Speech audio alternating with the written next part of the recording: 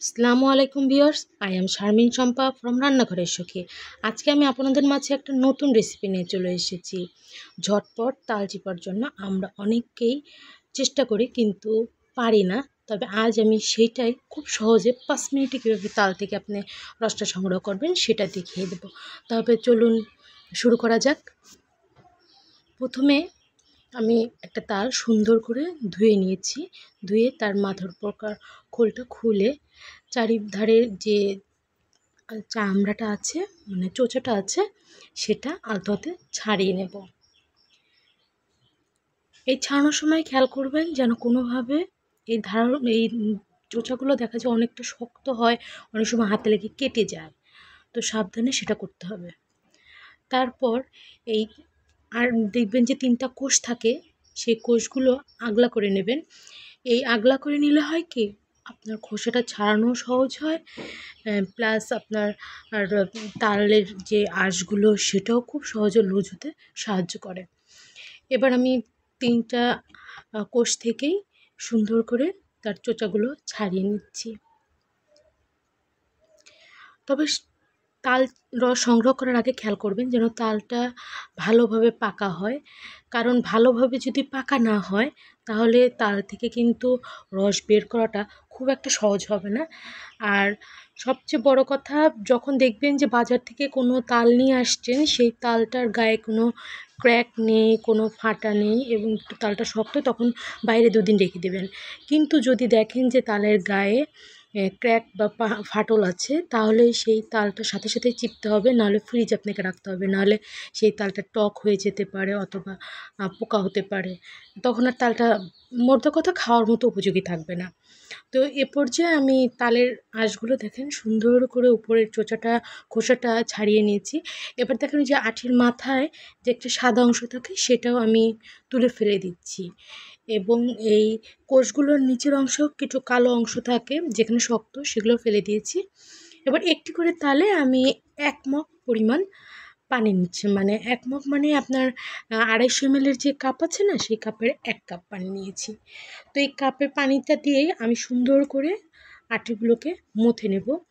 এই কোষগুলোকে আমরা আটি বলে থাকি আমাদের এদিকে।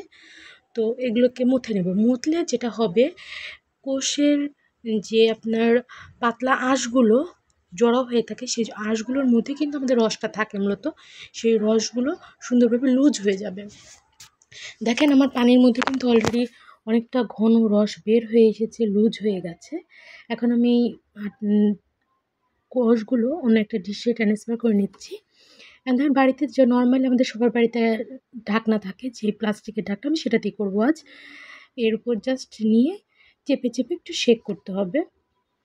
দেখুন ডললেই আপনি ঢাকনার নিচে যে ছিদ্রগুলো থাকে সেই সূক্ষ্ম ছিদ্র দিয়ে রসগুলো ডিশের মধ্যে পড়ে যাবে এবং খুব দ্রুত হয়, অনেক সময় লাগে না, কোনো কাটাকাটির ঝামেলা নেই বা ব্যথা পাওয়ার ঝামেলা নেই। দেখছেন কত সুন্দরভাবে হচ্ছে। হ্যাঁ, এখন এভাবে আমি 3টা আটি থেকে রসটা বের করে নিয়েছি। এই যে রসটা বের হয়েছে দেখুন, এই রসটা কিন্তু অনেকটা ঘন, অনেকটা আঠালো। এই যে আম কোষগুলো দেখছেন, এই তালের কোষগুলো, আমি কোষগুলো কিন্তু ফেলে দেব না। এই তালের কোষগুলো আমি একটা জায়গাতে সুন্দর করে মাটির উপর রেখে দেব। পরবর্তীতে যখন এই কোষগুলো থেকে শিকড় বের হবে, তখন আপনার এর মধ্যে এক ধরনের সাদা ফোপড়া হয়, যেটা অনেকটা নারিকেলের ভিতরে ফুলটার মতো লাগে এবং খুবই সুস্বাদু হয় খেতে। আ দেখেন রসটা কিন্তু অনেক আঠালো, অনেকটাই ঘন।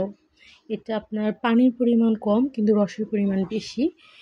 আমি এভাবে আমার বাকি যে 5টা তাল ছিল তার মধ্যে 4টা তাল চিপে নিয়েছি। চিপে একটা ডিশে রেখেছি, 3টা ডিশের মধ্যে ট্রান্সফার করেছি। এই 2 ডিশে এবং আরেকটা ছোটো কড়ির বাটিতে নিয়েছি, যেটা আমি আপনাদের ডেকোরেশন করে দেখাবো। তো আমি আজ তাল কীভাবে সংরক্ষণ করা হয় সেটাও সাথে দেখিয়ে দেব। আমি সচরাচর যেটা করি, একটা প্লাস্টিকের বোতলে এরকম একটা ফানেলের সাহায্যে রসটাকে রাখি, কারণ যেহেতু রসটা আমাদের অনেক ঘন, অনেকটাই থিক হওয়ার কারণে এটা আপনি ঢালতে গেলে পড়ে যাবে, কখনোই সোজাভাবে বোতলের মধ্যে ট্রান্সফার হবে না, যেহেতু বোতলের মুখটা চিকন থাকে। আবার পলিথিনে রাখলে দেখা যাবে যে আপনার অনেক সময় ফেটে গেলে অন্যান্য খাবারগুলোর সাথে লেগে যায়, একটা সেন্টের তৈরি হয়, ফ্রিজটা নোংরা হওয়ার একটা ভয় থাকে। তো দেখেন আমি ফানেল দিয়ে ঢালছি, তারপরেও কিন্তু এটা ধীরে ধীরে পড়ছে। কারণ এর জন্য আপনারা ফানেল দিয়ে ঢাললে আপনাদের সুবিধা হবে, পড়বে না বা নষ্ট হবে না। তবে এক্ষেত্রে আরেকটা কাজ করতে পারেন, একটা সুন্দর শক্ত পোলার অথবা অন্য যেকোনো ধরনের পলি ব্যাগের মধ্যে নিয়ে সেটার জাস্ট একটা কানি কেটে দিয়ে সেটা দিয়ে চিকন করে নামাতে পারেন। তবে সেক্ষেত্রে দেখা যায় যে যেহেতু পলিব্যাগটা নরম হয়, আমাদের হাতে ধরে রাখতে অনেক সময় প্রবলেম হয়। তো আমি সচরাচর এই ফানেল দিয়েই প্রতি বছরই এভাবে সংরক্ষণ করি। সারা বছরের জন্য যেহেতু তালটা আমি সংরক্ষণ করি। তো দেখুন আমি কিন্তু মুখের কাছে একটু ফাঁকা রেখেছি, কারণ যদি আপনি ফুল মুখ ভরেন তাহলে এটা বাষ্প যখন টেনে নেবে তখন ফ্রিজের মধ্যে যাওয়ার পর তখন কিন্তু মুখ দিয়ে বের হয়ে আসবে। আর একটু জায়গা ফাঁকা রাখলে না আপনার তালটা সুন্দর থাকবে। বোতলটা চ্যাপ্টা হলেও যখন বাষ্প টেনে নেবে তখন সমস্যা হবে না, তালটা বের হবে না, ভালো থাকবে। এইভাবে বোতলে করে ডিপ ফ্রিজে রেখে সারা বছর তালের প্রকৃত স্বাদ উপভোগ করতে পারবেন। প্রিয় ভিউয়ার্স, আমার রান্না যদি আপনাদের কাছে ভালো লাগে তাহলে অবশ্যই আমার চ্যানেলটাকে সাবস্ক্রাইব করবেন, লাইক করবেন এবং বেশি বেশি করে শেয়ার করবেন। এবং সবার আগে আমার চ্যানেলের আপডেট পেতে পাশে থাকা বেল আইকনটি প্রেস করে দিবেন। সবাই ভালো থাকবেন, সুস্থ থাকবেন। আগামীতে আরও নতুন নতুন রেসিপি নিয়ে হাজির হব। তাহলে আজ তবে আসি। আসসালামু আলাইকুম।